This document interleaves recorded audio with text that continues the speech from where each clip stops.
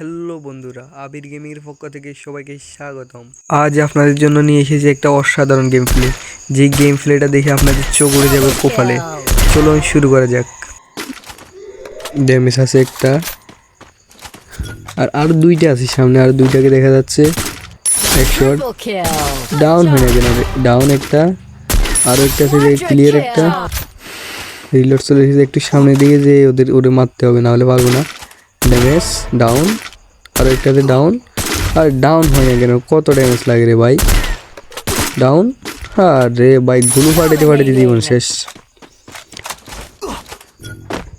সামনের দিকে যাওয়া যাক।